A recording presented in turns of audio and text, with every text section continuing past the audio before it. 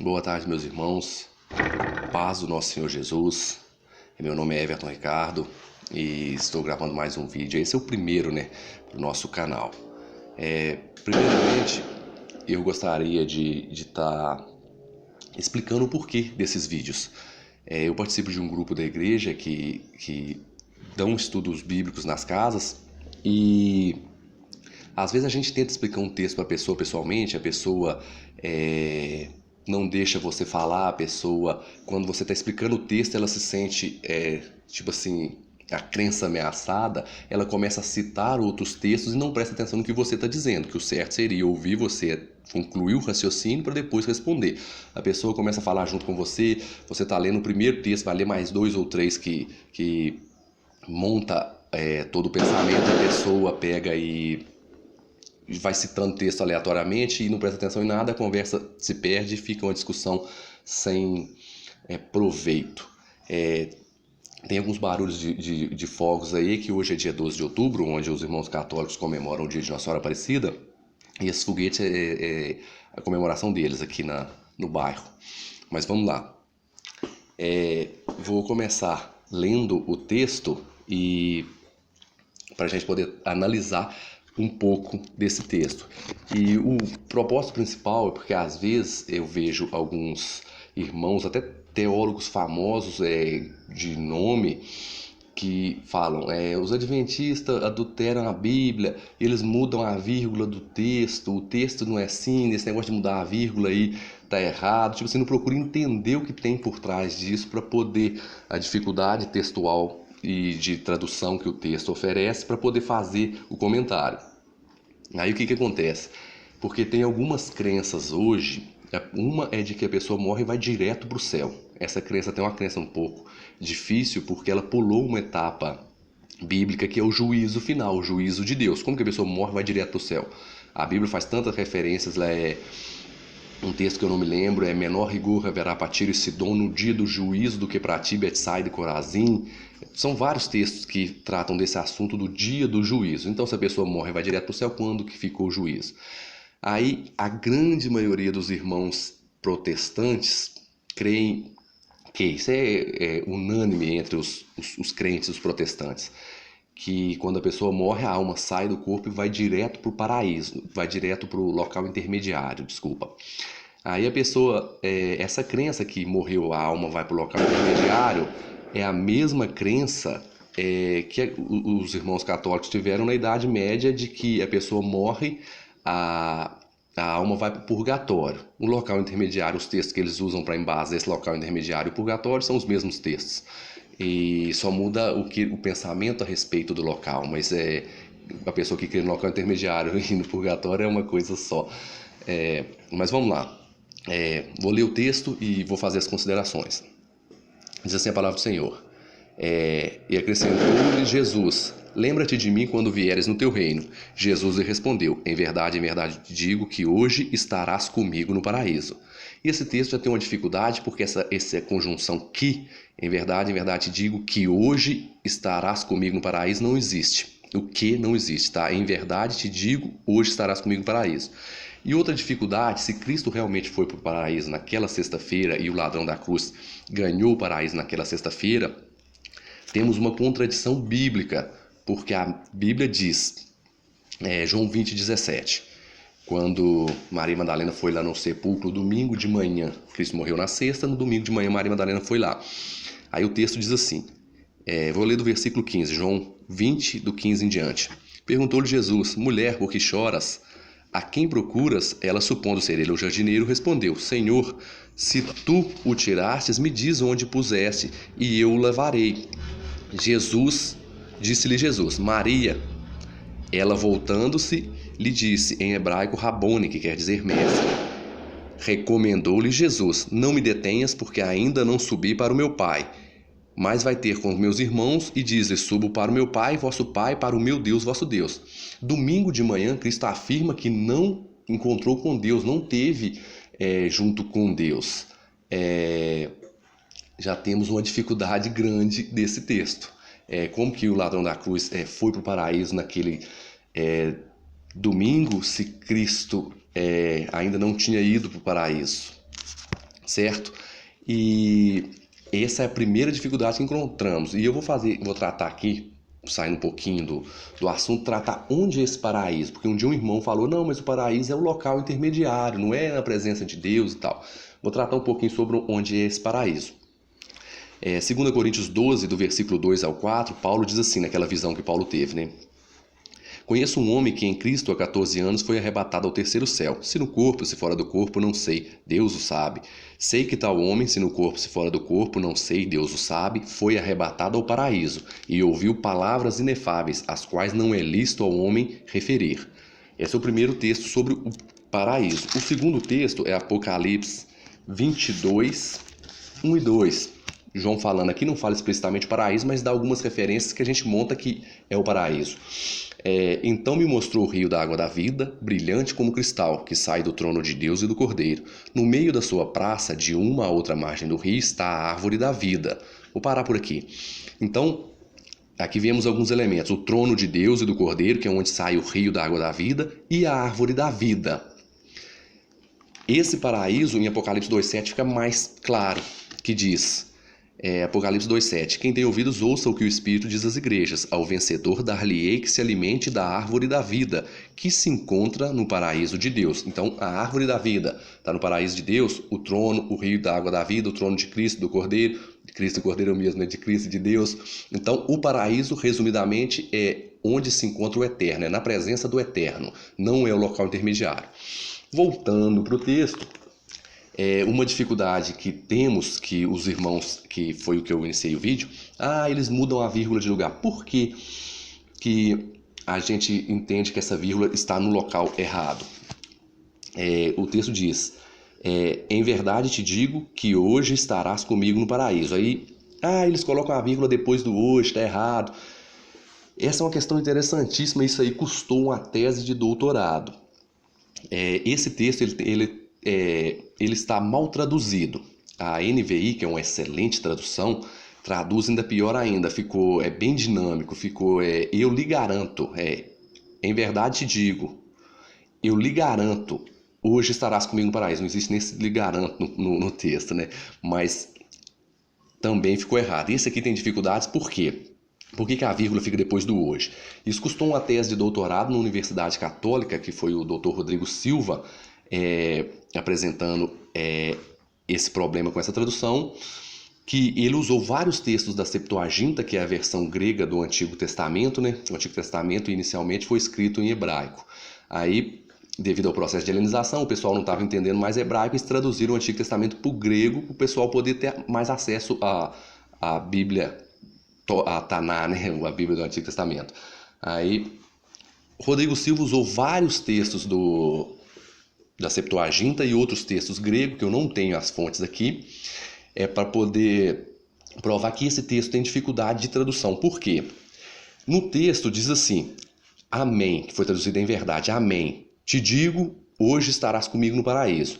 O texto, ele conseguiu provar que entre dois verbos, aqui no caso te digo, tem o advérbio semeron, que é hoje, né?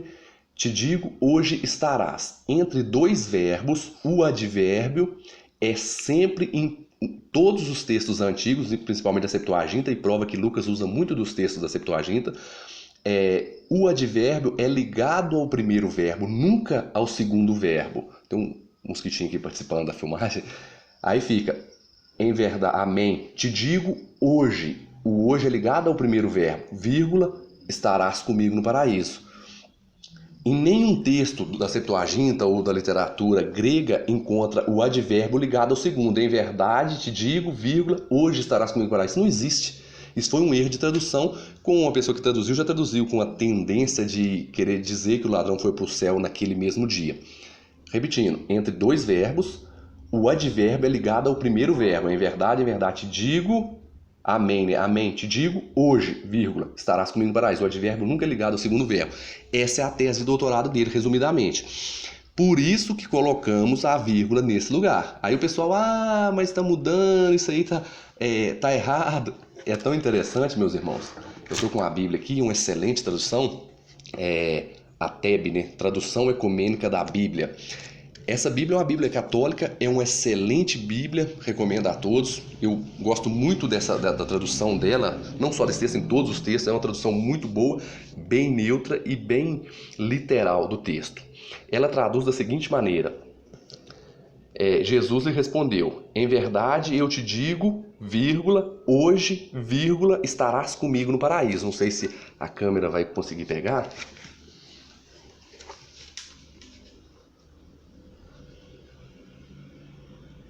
Aqui a vírgula, tem uma vírgula antes e uma depois do hoje. Ela ficou uma tradução bem bacana. E outra coisa, meus irmãos, é que esse texto temos vários problemas com ele. Primeiro, que eu vou tratar um pouquinho brevemente nesse vídeo, a cronologia bíblica é de que o dia troca de dia com o pôr do sol. Hoje é sexta-feira, o sol se pôs e inicia-se o sábado. Sábado de dia, o sol se pôs e inicia o domingo, né? Essa questão do dia, de trocar de dia à meia-noite, isso é uma questão que os romanos que colocaram. No entanto, meia-noite inicia-se o dia, que é o meio da noite, né? Começou de 6 a 6 no meio. Isso aí, a Bíblia não usa essa cronologia. E eu vou ler alguns textos que corroboram com esse pensamento e depois eu vou tratar outra questão. Levítico 23, 32. Diz assim. Levítico 23, 32. Sábado de descanso solene vos será, então afligireis a vossa alma. Às 9 do mês, de uma tarde a outra tarde, celebrareis o vosso sábado. De uma tarde a outra tarde, celebrareis o vosso sábado. Até a criação foi desse jeito. Houve tarde e manhã do dia primeiro, houve tarde e manhã. O dia se inicia na tarde. O sol se pôs, começa o dia, né, o outro dia, e termina com o pôr do sol. O sol começa com a parte escura à tarde. Aqui diz, Levítico 23, 32, que de uma tarde a outra celebrareis o vosso sábado. Neemias também corrobora com o pensamento. Neemias 13, 19 diz assim: dando já a sombra às portas de Jerusalém, antes do sábado, ordenei que se fechassem e determinei que não se abrissem senão após o sábado. Às portas coloquei alguns de meus moços para que nenhuma carga entrasse no dia de sábado.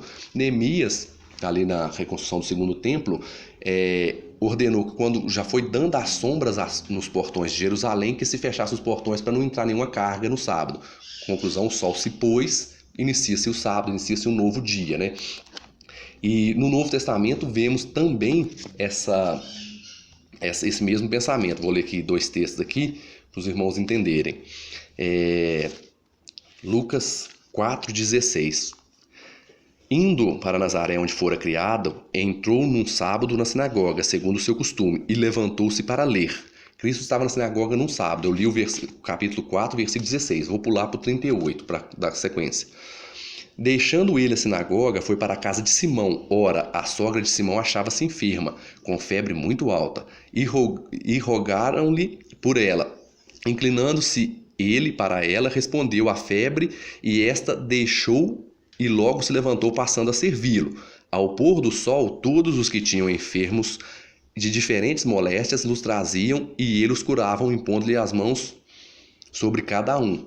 Esse texto é só para demonstrar que o pessoal tinha uma fanatização tão grande com o sábado que nem fazer o bem, que Cristo falou, é lícito fazer o bem no sábado, nem fazer o bem no sábado eles viam como correto, né, que fanatizavam demais o dia de sábado.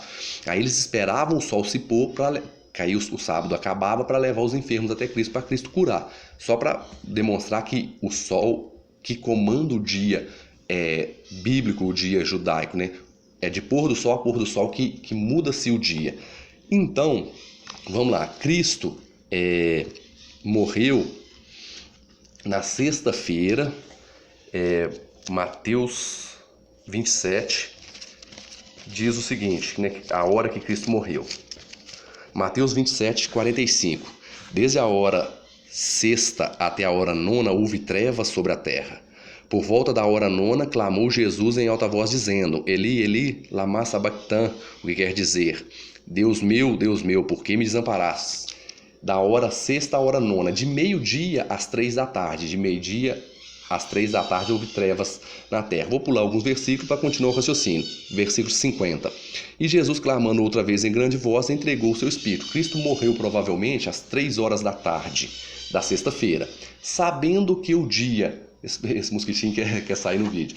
Sabendo que o dia, que muda-se de dia ao pôr do sol, então faltava mais ou menos 3 horas para aquela sexta-feira acabar. Cristo morreu 3 horas da tarde da sexta, mais 3 horas já entrava o sábado, que o sol se punha, entrava-se o sábado. Aí isso é um raciocínio, é uma hipótese, né?